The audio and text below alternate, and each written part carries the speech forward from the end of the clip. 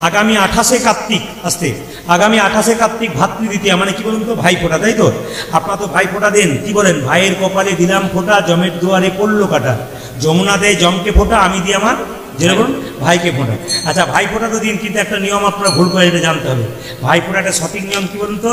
ভাইফোঁটা করতে গেলে আপনাকে একটা কলস মানে একটা ঘটি দিয়ে বা কলস দিয়ে আপনাকে একটা কলস পূর্ণ করতে হয়। কীরকম বলে রাখি, একটা কাঁসার থালার উপরে একটা ঘটি রাখতে হয়, ঠিক আছে?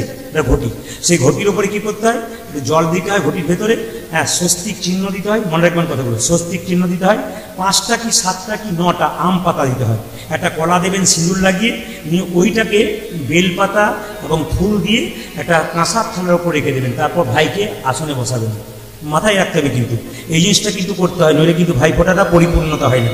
আপনার মনে মনে চন্দন দিয়ে দিলাম, মিষ্টি দিয়ে দিলাম, বাস হয়ে গেল তা নয়। ভাইফোঁটা থালাতে কি থাকবে? থাকবে কি একটা থাকবে আপনার পান থাকবে, সুপারি থাকবে, দই থাকবে, তারপর আপনার মিষ্টি থাকবে, তার সঙ্গে আপনার রসগোল্লা বা কোনো নাড়ু থাকবে, এগুলো কিন্তু থাকবে। এটা গাজরলতা থাকে, অনেক কিছু থাকে, ধান থাকে, দূর্বা থাকে। আপনারা সবাই জানেন ধান দূর্বা কেন দেওয়া হয়? ধান দেওয়া হয় কেন? ধনের প্রতীক, আমার ভাই যেন ধনবান হয়। আর দূর্বা কেন দেওয়া হয়? দূর্বা দেখবে যত গ্রীষ্ম বর্ষা যাই হোক না কেন, দূর্বা ঘাস কিন্তু মরে না, তবে তোর আয়ু বৃদ্ধি হোক। ঘাসটা দেওয়া হয় কেন? আয়ু বৃদ্ধি হওয়ার জন্যে। আর ধানটা দেওয়া হয় কেন? ধনবান হওয়ার জন্য। এই জন্য ভাইফোঁটা আপনারা 28 কার্তিক সবাই পালন করবেন। এই মাসটা কি মাস? কার্তিক মাস। কার্তিক মাসে কিছু জিনিস মানবেন, গোবিন্দ আপনার কাছ থেকে যাবে না। এই মাসটা কিন্তু বিখ্যাত মাস, কেন বলুন তো? 12টা মাসের মধ্যে 3টে মাস খুব গুরুত্বপূর্ণ, একটা বৈশাখ মাস, একটা মাঘ মাস, আর একটা হচ্ছে কার্তিক মাস। আবার এই 3টে মাসের মধ্যে শ্রেষ্ঠ মাস কোনটা? কার্তিক মাস। এই মাসটার নাম নিয়ম সেবার মাস, এই মাসটার নাম হচ্ছে দামোদর মাস। এই মাসটাতে স্বয়ং গোবিন্দ দাম বন্ধন লীলা করেছিল। দামোদর নাম কেন হলো মাসটার নাম? গোবিন্দের পেটটাতে, দাম মানে দড়ি আর উদর মানে পেট, গোবিন্দের পেটে মা যশোদা দড়ি দিয়ে খালি খাবো খাবো করে, এই জন্য বেঁধে রেখেছিল দাম উদর। দামোদর মাস দাম বন্ধন লীলা গোবিন্দ করেছিল। এই জন্য আপনাদের কাছে নিবেদন রইল, যে যেখানে বসে আছেন মন দিয়ে শুনবেন। এই দামোদর মাসে কতগুলো গুরুত্ব আছে, বলবো না, বাদ দিয়ে দেবো, আজকে বলেই যাই, শুনে নিন। এই দামোদর মাসে হ্যাঁ আচ্ছা আচ্ছা, শেষ নেই, বাবা বলেছেন বলতে হবে, বেশ, এই দিকে তাকাবেন, মন দিয়ে শুনবেন। দামোদর মাসে কিছু কিছু কাজ আছে যেগুলো করতে হয়, বাবারা জানেন, আপনাদের একটু বুঝিয়ে দিই। ব্রাহ্ম মুহূর্তে উঠতে হয়, স্নান করতে হয়। এখন বলবেন ব্রাহ্ম মুহূর্ত কাকে বলে? সূর্য ওঠার 1 ঘন্টা 36 মিনিট আগে ওটাকে বলা হয় ব্রাহ্ম মুহূর্ত। অথবা একটা দৃষ্টান্ত দিচ্ছে, কি বলুন তো?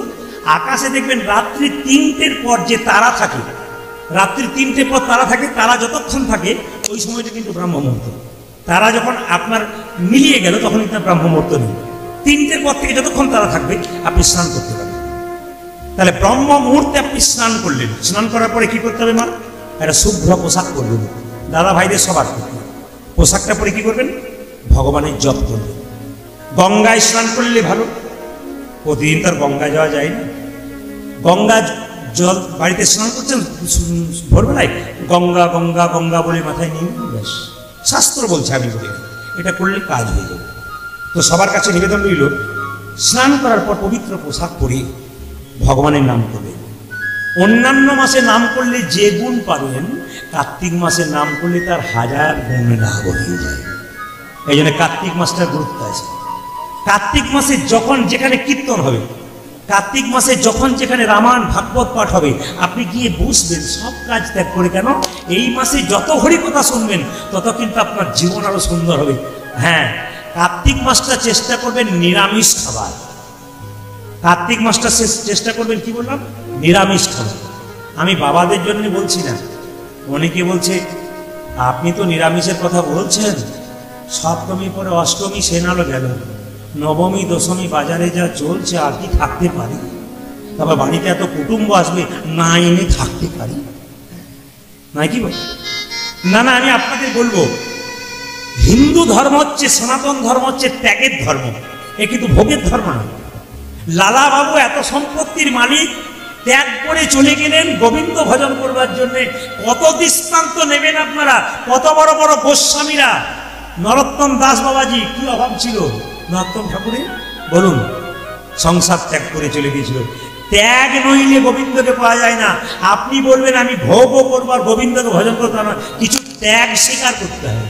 যেমন আমি আপনাদের বলে যাই, নিরামিষ খাবার কথা যখন বললাম তখন মন দিয়ে শুনবেন। যারা নিরামিষ খায় তারা হচ্ছে বট গাছের মতো, আর যারা আমিষ খায় তারা কলা গাছের মতো। কলা গাছ হুড়ুর করে বাড়ে আর হুড়ুর করে পড়ে, আর দেখবেন বট গাছ ধীরে ধীরে বাড়ে আর বহুদিন পরে মরে। কে বলেছেন?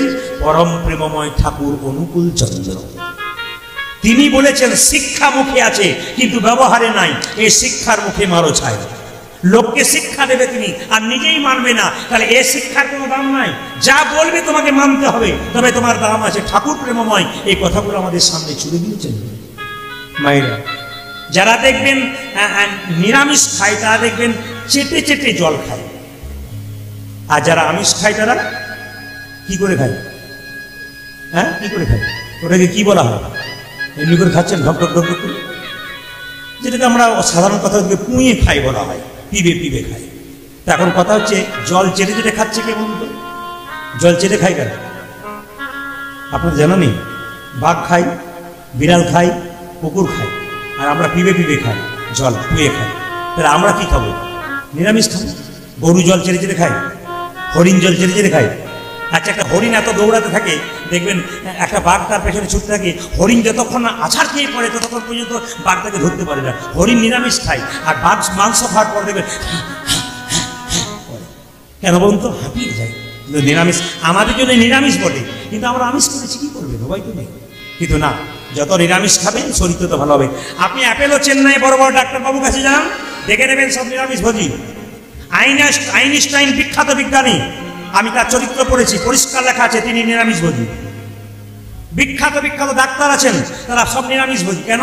তারা জানতে পেরে গেছেন। অ্যাপেলো চেন্নাই একজন ডাক্তারবাবু বলছে, আরে পশ্চিম বাংলা থেকে মানুষ আসছে, এরা তো মাছ মাংস খেয়ে খেয়ে রোগ ধরিয়ে আসছে, ওইখানকার কতজন হসপিটালে ভর্তি হচ্ছে বা দেখাবেন তো?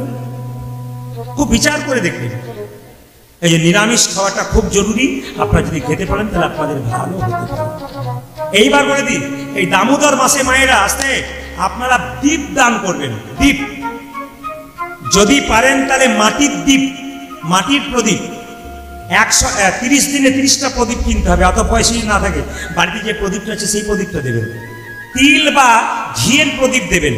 খুব মনে রেখে দেবেন আপনারা, এই কথাগুলো যদি মাথায় রাখতে পারেন জীবন সুন্দর হবে। তিল বা তেলের প্রদীপ, তিল বা ঘিয়ের প্রদীপ দেবেন।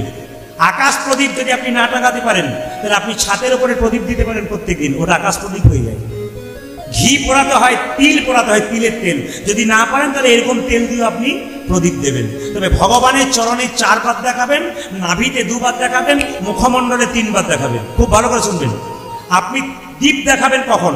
সূর্য ওঠার আগে আর সূর্য ডোবার পরে, তার আগে নয়। কিন্তু দীপ দেখানোর নিয়ম হচ্ছে, শুনে রাখুন, সূর্য ওঠার আগে দীপ দেখা দেবেন ভগবানকে, আর সূর্য ডোবার পরে, তার আগে নয়। কিন্তু এই কার্তিক মাসে একবারে ভোরবেলায় আপনি দেখাবেন। চরণে কবার বললাম? 4 বার।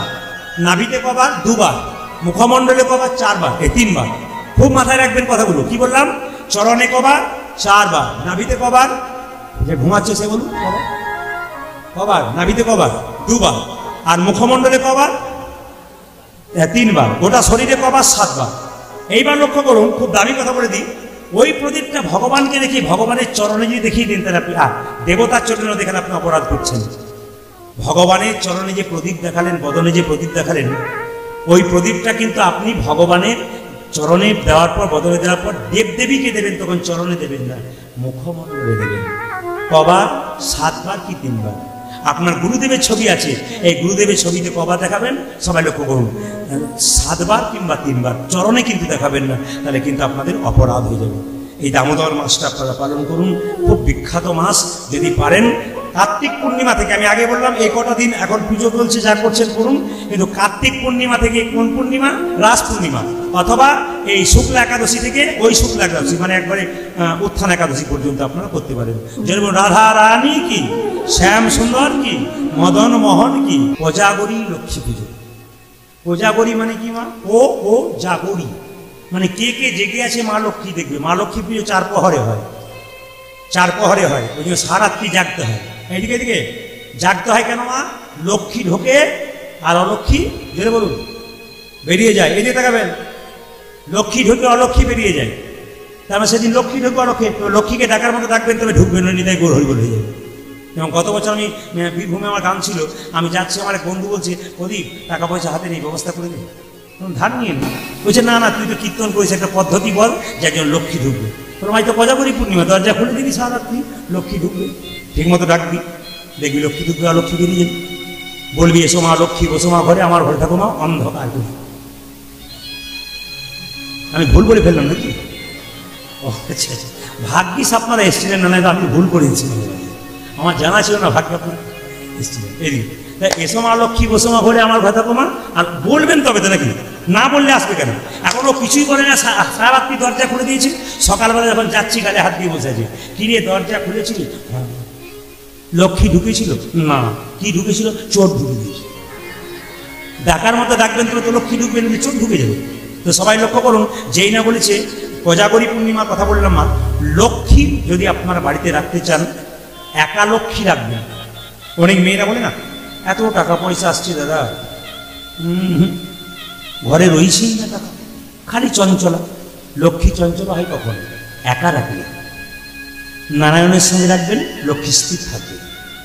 আপনার বাড়িতে অনুষ্ঠান হচ্ছে, মেয়েকে নিমন্ত্রণ করলেন, জামাইকে খুব একটা বলেননি, মেয়ে এলো, কিন্তু মেয়ে চঞ্চলা কেন বলতো? ওকে কিছু বললো না, ভালো করে বললো না, তাহলে কি কোনো গন্ডগোল হবে না বাবা, ওর খাওয়াটা পেটে ঢুকবে না, মন ওকিল থাকবে। তা লক্ষ্মীকে একা রাখবে না, নারায়ণকে রাখবে না, তাহলে লক্ষ্মী চঞ্চলা হয়ে যাবে না? খুব যুক্তি করে বুঝাচ্ছি আপনাদের সহজ করে। লক্ষ্মীকে বাড়িতে নারায়ণকে রাখতে হবে। তবে লক্ষ্মীকে কিভাবে রাখবেন? লক্ষ্মী 3 ভাবে রাখা হয়, দেখুন তো গুণে হিসাব করে ঠিক হচ্ছে কিনা। পদ্ম ফুলের মতো ফুলের ওপর লক্ষ্মী থাকে, যেটা বলুন হ্যাঁ না।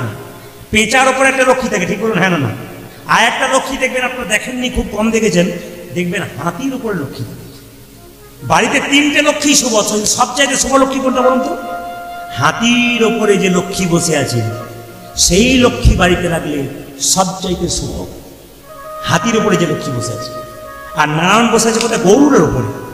লক্ষ্মী পুজোতে ঘন্টা বাজাবেন না, কারণ বলুন তো, ঘণ্টকর্ণ নামে এক দেবতা কানে ঘন্টা ঝুলিয়ে বাজাতে বাজাতে রাস্তায় রাস্তায় যায়, আর লক্ষ্মী তাতে খুব বিঘ্ন হয়। ওই যে লক্ষ্মী যখন যেখানে থাকে, কলহ সেখানে চলবে না, বিবাদ সেখানে চলবে না।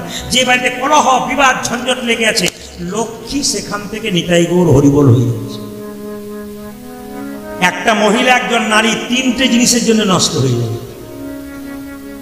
আজকে আপনাদের বলে দিন, একজন নারী 3টে জিনিসের জন্য নষ্ট হয়, নিজেকে শেষ করে দেয়। প্রথম, কথায় কথায় জেদ করে,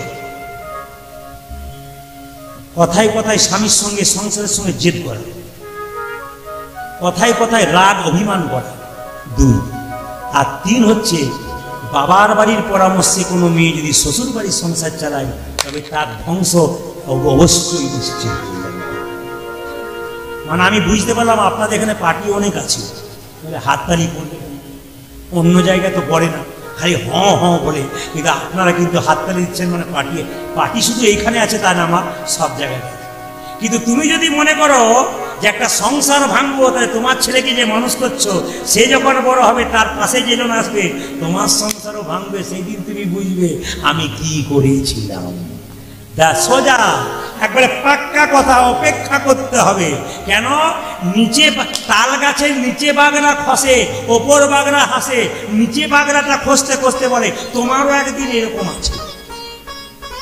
কিন্তু আমরা খুব বোকা, কেন? আমরা বুঝতেই পারি না, এই জন্য তো বোকা। কিছু মনে করবেন না, যেখানে দেখবেন কসাইখানা ছাগল কাটা হয়, একটা ছাগলকে কেটে ছুলে চামড়াটাকে টাঙিয়ে দিয়ে মাংসটাকে কাটছে, লক্ষ্য করো না, একটা ছাগল দিব্যি বসে বসে ওখানে কাঁঠাল পাতা চিবোচ্ছে, ও জানে না এরপরে এর লাইনটা আছে। আমরাও সেরকম ছাগলের মতো শুধু কাঁঠাল পাতা চিবোচ্ছি, একবারও তাকাচ্ছি না যে আমারও এরপরে এই দশা আছে। আপনি ভাবছেন কি? আপনি কাঁদালে ভাবছেন আপনি কি সুখে থাকবেন নাকি? একবারে সুখে থাকবেন না। এই জন্য কোজাগরী পূর্ণিমা লক্ষ্মী পুজোর কথা আপনাদের বলে দিলাম। যদি পারেন তবে শ্রীসূত্র বলে একটা বই আছে, যদি দোকান থেকে কিনতে পারেন, তার কতগুলো শ্লোক আছে, পড়তে পারলে ভালো। যদি পড়তে না পারেন, শ্রীসূত্র বইটা কিনবেন দোকান থেকে, কিনে মাথায় ঠেকাবেন, মা লক্ষ্মীর চরণে রাখবেন, অনেক উন্নতি আছে। কিন্তু এই যে প্রণাম আপনারা করছেন, আপনাদের বলে দিই, প্রণাম করার নিয়ম তো আপনারা ইউটিউবের মাধ্যমে শুনেছেন। সাষ্টাঙ্গে প্রণাম মানে 6টা অঙ্গ মাটির সঙ্গে ঠেকাবেন, মায়েরা নয় বাবারা। কোন 6টা অঙ্গ? 2টো হাতের তালু, 2টো জানু। কটা হলো? 4টে। একটা বক্ষ, নাসিকা। কটা হলো? 6টা। ঠিক তো? সাষ্টাঙ্গে। আবার কোনো কোনো জায়গায় নিম্নাঙ্গ করা হয়, তখন কিন্তু শুধু কপালটা ধরা হয়, বক্ষটা ধরা হয়, হাত ধরা হয়, পা ধরা হয়, মানে দুটো হাত একটা অঙ্গ, দুটো পা জানু কটা হলো, দুটো অঙ্গ, একটা কপাল কটা হলো, চারটা, একটা নাসিকা কটা হলো, পাঁচটা, বক্ষ ছটা। ঠিক আছে, এই সাষ্টাঙ্গে প্রণাম কিন্তু করতে হয়। তবে মায়েরা কিন্তু সাষ্টাঙ্গে প্রণাম করতে পারবেন না, আপনার পঞ্চাঙ্গে বা হাঁটু গেড়ে প্রণাম করবেন, এটা কিন্তু আপনাদের করতে হবে। মা দুর্গাকে প্রণাম করবেন আপনারা, যদি কাল থেকে এই প্রণামটা করেন তাহলে ভুল করছেন আপনারা। মা দুর্গাকে প্রণাম করবেন সবসময়, মাথা রাখবেন মা দুর্গাকে প্রণাম করবেন সবসময় ডান দিকে রেখে। দেব দেবীকে প্রণাম করতে ডান দিকে, এটা মা দুর্গার মন্দির তো আপনি এইদিকে মুখ করে প্রণাম করবেন। কিন্তু যদি এটা কৃষ্ণের মন্দির হয় তখন বাঁ দিকে মুখ করে প্রণাম করবেন, মানে কৃষ্ণকে বাঁ দিকে রেখে দেব দেবীকে ডান দিকে রেখে প্রণাম করতে হয়। তবে বলে রাখি, এখন তো কিছু মনে করবেন, এখন তো ছেলে মেয়েরা প্রণাম তো ভুলেই গেছে। এখন ছেলেমেয়েরা প্রণাম ভুলে গেছে, বাবা মাকে প্রণাম করে দূরের কথা, পায়ে ঠেকে গেলে কি বলে, সরি। ভালো ইংরেজি শিখেছে কি বলুন তো, সরি, মানে রেডিমেড প্রণাম আবার শিখেছে। অনেকে দেখবেন মা দুর্গা মন্দিরে দেখবেন অনেকে প্রণাম দেখবেন স্কিন টাচ প্রণাম, মানে রেডিমেড প্রণাম। এখন আর প্রণামে এত সময় কোথায় পাবে, প্রণাম করার সময় তো নেই, স্কিন টাচ প্রণাম নেই। এই জন্য আপনাদেরকে বলে রাখি, প্রণাম কিন্তু ভালোভাবে করবেন। হ্যাঁ, লজ্জা, ঠিক বলেছেন। ও মায়েরা, প্রণাম করেছে রাধারানীকে কি করে, বিন্দে পঞ্চাঙ্গে প্রণাম করলো। যখনই প্রণাম করেছে তখন বিন্দে, যা তুই আমার গোবিন্দকে এনে দে। যেই না বিন্দে চলে যাচ্ছে অমনি সঙ্গে সঙ্গে আবার ফিরে আসছে, তুই ফিরে এলি কেন? সঙ্গে সঙ্গে বিন্দে বলছে, ফিরে এলাম কেন জানিস, গোবিন্দ যখন বৃন্দাবনে ছিল একটা দস্তখত তোর হাতে, তোর কাছে লিখেছিল, দাসখত। বলে কিরকম, কি লেখা ছিল, সোনরাই গরবিনী, আমি যে তোমার প্রেমের ঋণী, তোমারই নারীলাম সুদিতে, মনে করি বারবার সুদিগ প্রেমের ধার, তাই হবে আমায় আবার জন্মিতে। রাধে লিখে গিয়েছিল যে তোমার প্রেমের আমি ঋণী, আমাকে আবার জন্ম নিতে হবে, ওই কাগজটা দিই। বলছে আমার পদকে আনতে যাবি, তাহলে আমার কাগজে কি দরকার আছে? বলছে সমান, মানুষের সাময়িক পরিবর্তন হলে পূর্বের কথা মনে থাকে না। যেমন ধরুন কেউ যদি রিক্সা চালায়, সে যদি হঠাৎ একটা টিকিট কেটে 5 কোটি টাকার মালিক হয়ে যায়, ও রিক্সার কথা ভুলে যায়। কেন বলুন তো, পূর্বের কথা ভুলে যায়। এখানে ছিল রাখার, ওখানে রাজা, যদি মনে না থাকে এই কাগজটা দেখাবো। আর যদি কাগজটা দেখার পর না আসে তাহলে কি করবো, বলবো আমি রীতিমতো, ছন্দ করে দেখুন, বলবো আমি রীতিমতো, তাতেও যদি না হয় রত, বাঁধবো আমি আপন জোরে, আমার বাঁধা দেখে মথুরার লোকে যদি সুধাই মরে, বলবো আমি গরব করে, আমাদের রায় রাজা হয় পলাতক প্রজা, যদুনাথ দাস ভয় করে না কারে। তোর গোবিন্দকে প্রথমে ভালো ভালোই বলবো, আসে তো ভালো, মানে হাতে জোর করে দড়ি দিয়ে বেঁধে আনবো। রাধারানী বলছে, ললিতা যা, বিন্দে তুই যা করবি করবি, আমার গোবিন্দের হাতে দড়ি দিয়ে বাঁধিস না। বলে কেন, যে অঙ্গে চন্দন লেপন করতে গিয়ে আমার হাতগুলো কাঁপে, যদি নখের আঁচড় পেয়ে যায়, তুই দড়ি দিয়ে বাঁধবি, বধুর কত কষ্ট হবে। তাহলে বারণ করিস তুই বাঁধতে, তাহলে বলছিস কি পায়ে ধরে আনতে? বলছে না না, এমন ভাবে কাজ করবি যেন সাপও না মরে, লাঠিও না ভাঙে। মায়েরা, ভগবান এতদিন পর রাধা নাম শুনেছে, চমকে উঠে মনে মনে ভাবছে, এ ডাক তো বৃন্দাবনের ডাক নয়, মথুরার ডাক নয়, এ তো এ ডাক তো দ্বারকার ডাক নয়, মথুরার ডাক নয়, এ ডাক মধুরসী বৃন্দাবনের ডাক। কে আমায় রাধা নাম শোনালি, সে যে আমায় বিনামূল্যে কিনে নিলি। ভগবান নিজের মুখে বলে, এই জগতে যে আমায় রাধা নাম শোনায়, আমি তাকে বিনামূল্যে কিনে নিই। ওই যে রাধে রাধে বলার দরকার আছে। এইবার দেখুন কথাগুলোর প্যাঁচ দেখুন কি সুন্দর। বিন্দে একটা কাপড় পরে গেছে, যেন চিনতে না পারে, ছেঁড়া কাপড়। আমার দিকে দেখাবো, বিন্দে চুপচাপ দাঁড়িয়ে আছে, গোবিন্দ এই যে এই যে এদিকে গোবিন্দ নেমে এলো। কি নাম তোমার, কি নাম, কি নাম? বিন্দে বলল, বৃন্দাবনে বাস করি। মানে বৃন্দাবতী বলতে চাই না, বৃন্দাবনে বাস করি। বেশ, কোথা থেকে এসেছো? গোবিন্দ জিজ্ঞেস করছে। বিন্দে বলছে, কি জানি দেশেতে, কি জানি গ্রাম, কি জানি রাজার, কি জানি নাম, কি জানি হয়তো কাহারও দাসী, এখানে এসে আমি সব ভুলে গেছি। মানে গোবিন্দকে ঠাট্টা মারছে, কেন ও ভুলে গেছে বলে ও ভুলে গেছে। তুমি যেমন ভুলেছো আমি তো ভুলেছি। ভগবান তখন বলেছে, যেই না বিন্দে বলেছে একই বিন্দে বলেছে, কি জানি দেশেতে, কি জানি গ্রাম, কি জানি রাজার, কি জানি নাম, কি জানি হয়তো কাহারও দাসী, এখানে এসে সব ভুলে গেছে, সব ভুলে গেলাম। ভগবান বলছে, একই স্থান থেকে কেউ যদি অন্য স্থানে, পূর্বের কথা কি তার নাই থাকে মনে? আমি আমি তো আজকে হাওড়া থেকে এলাম, তা আমাকে যদি কেউ বলা, কোথা থেকে এলেন, ভেবে বলবো আমার মাথার দোষ আছে। একই স্থান থেকে কেউ যদি যায় অন্য স্থানে, পূর্বের কথা কি তার নাই থাকে মনে?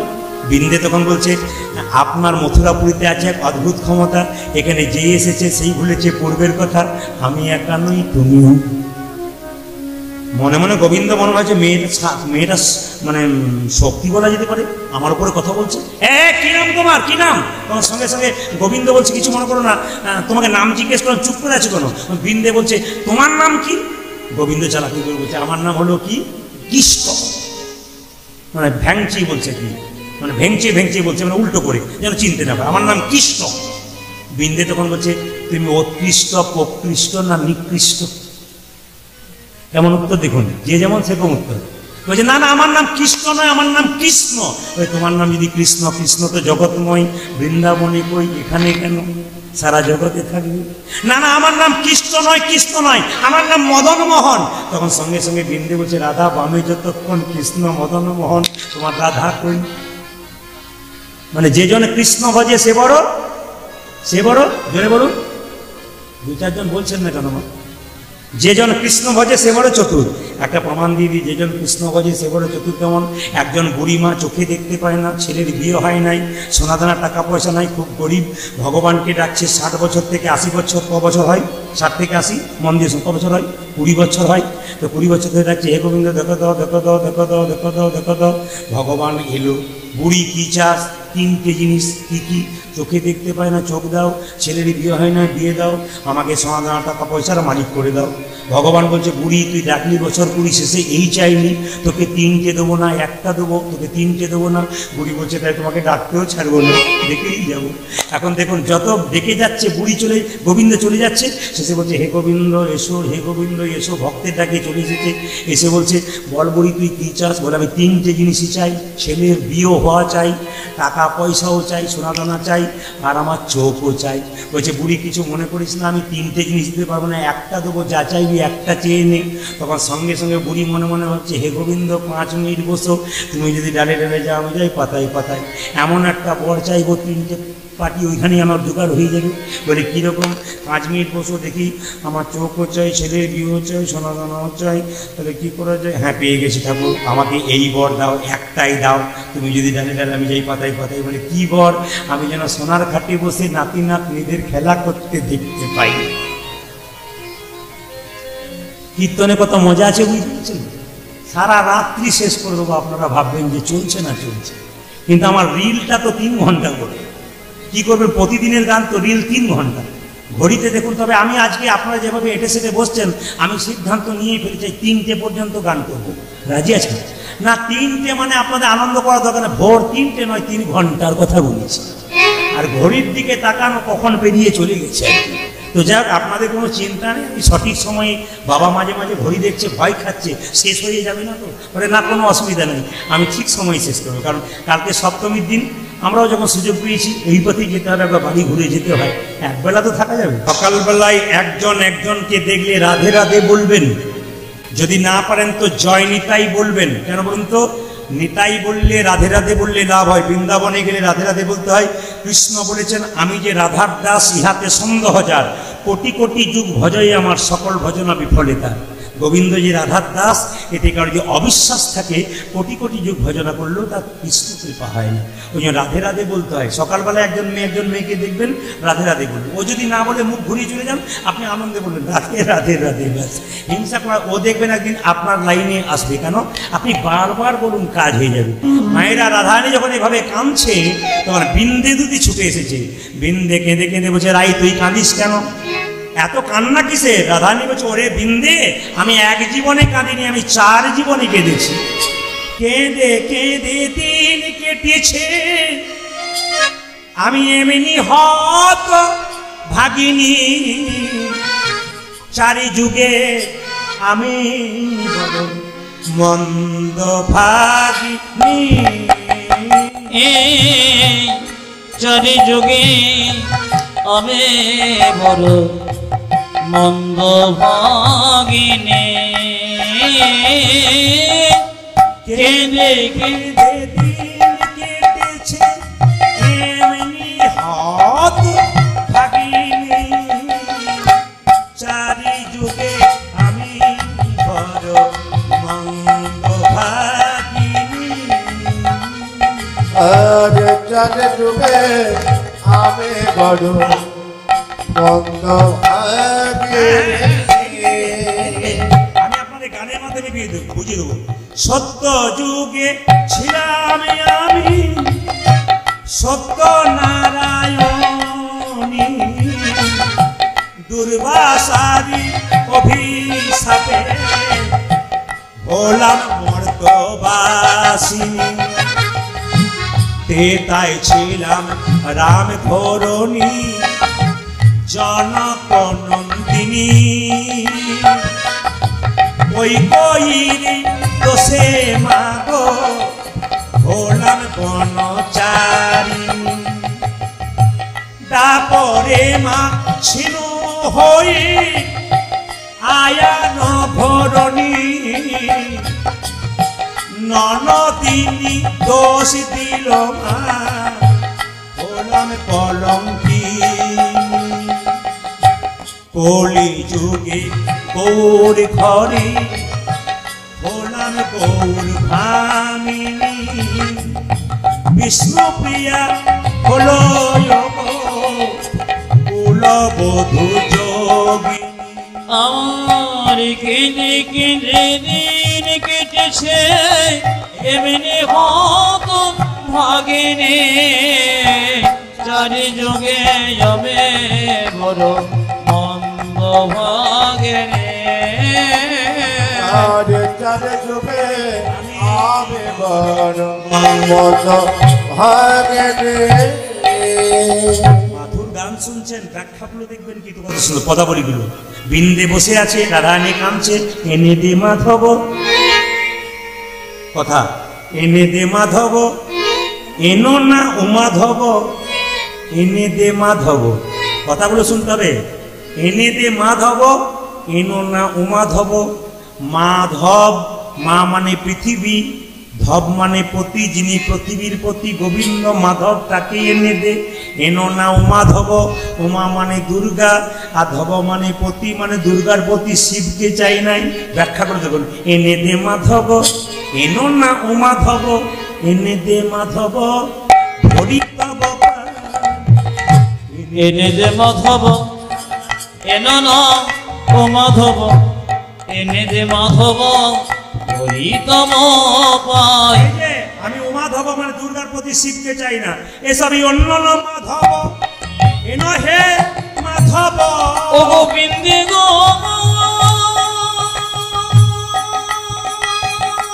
গোবিন্দে,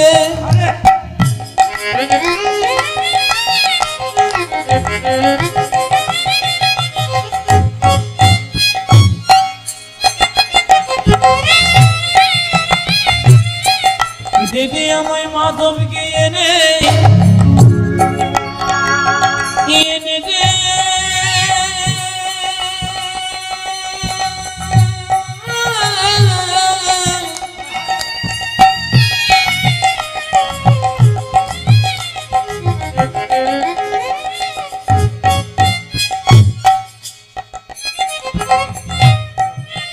ও গোবৃন্দাবন গোপী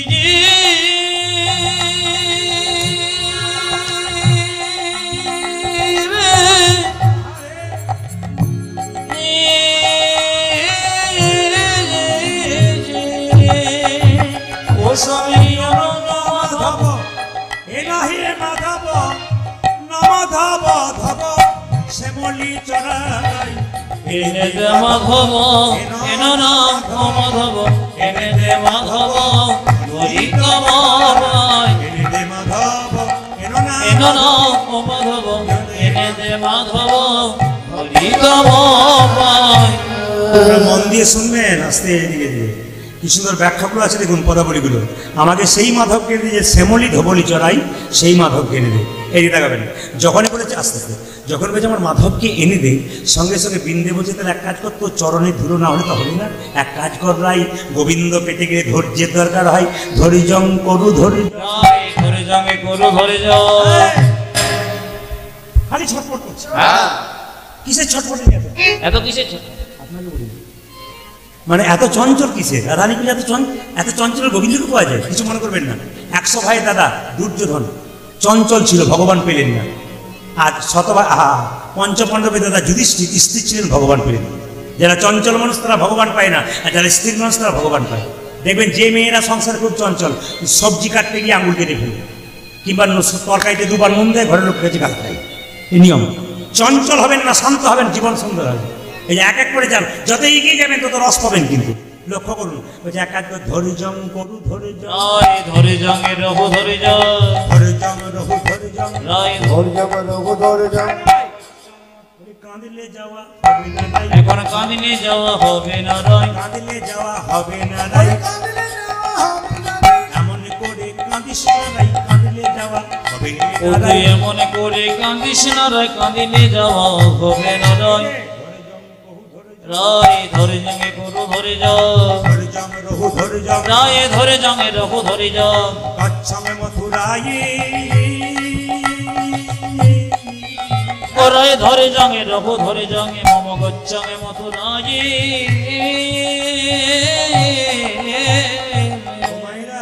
রাধারানী চরণে প্রণাম করে বিন্দে চললো আস্তে আস্তে। হ্যাঁ, ঘড়ি দেখছেন কি শেষ করবো নাকি? তাহলে কি বলছেন? ঘড়ি দেখছেন শেষ করে দেবো না, কি বলছেন? ও আসলে তা নয়, অনেক বাবা মনে মনে ভাবছে তাহলে কি শেষের দিক? না না, শেষের দিকে নয়, এর ভেতরে রসগুলো দেখুন। আপনি তো মাতুল্লা বহু শুনছেন, আপনাদের জায়গাটা ভালো বলে একটু ব্যাখ্যা করে। অন্য জায়গায় হলে কিন্তু আমি গানের মধ্যে গিয়ে একবারে নিতাই গৌর হরিবল করে দিলাম, তত্ত্বের মাধ্যমে ঢুকে দেবে। কিন্তু আপনারা সব গানের লোক বলে আপনাদেরকে একটা একটা করে দিচ্ছি, মন দিয়ে শুনবেন। যে যেখানে বসে আছেন মায়েরাও কিন্তু খুব ভালো এখানে ভক্ত। দাদা ভাইরা যারা দাঁড়িয়েছেন কষ্ট করে, তাদেরকে প্রণাম জানাই, অভিনন্দন জানাই। আপনাদের পরিবারে কৃষ্ণ ভক্ত সন্তান হোক, আপনারা সুখে থাকুন, হিন্দু সনাতন ধর্ম বেঁচে থাকুক, আমি এটা চাই। গর্ব করে যেন বলতে পারে আমি হিন্দু, এটা যেন আমি বলতে পারি, গর্ব করে বলতে পারে আমি হিন্দু। মায়েরা, একমাত্র স্বামী বিবেকানন্দ 1893 খ্রিস্টাব্দে আমেরিকার দ্বিতীয় সম্মেলনে তিনি চিৎকার করে বলেছিলেন আমি হিন্দু। এত বড় গর্ব করে এখন বলার মতো ক্ষমতা আমাদের নেই। এই জন্য আপনাদের কাছে নিবেদন রইল, সনাতন ধর্মকে বাঁচানোর জন্য আপনি গর্ব করে বলতে পারবেন যে আমি হিন্দু, আমি সনাতন। আস্তে বাবা আস্তে, আমি সনাতন ধর্মের মানুষ। লক্ষ্য করুন, যে যেখানে বসে আছেন একটা একটা শুনবেন, যে যেখানে বসে আছেন। বিন্দে দুতি যখন বলছে তাহলে তোকে প্রণাম করে যাই রাই, নইলে গোবিন্দ বাবু কি করি। ওগো রাধে তোকে প্রণাম করি, ওগো রাধে, ওগো দে চরণের ধো। ও রাম ও ধরা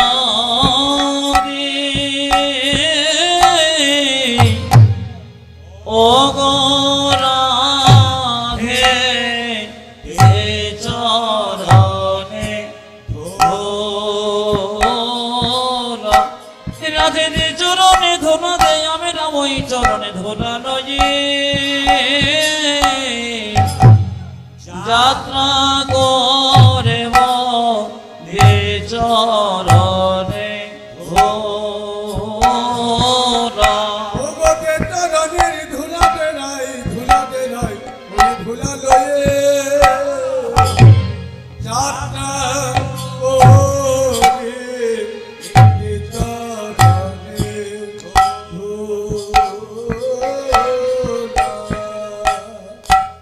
ও ধরা লয়ে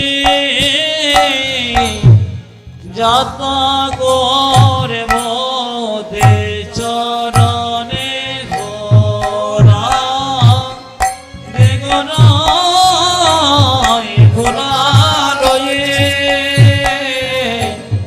যাতা করে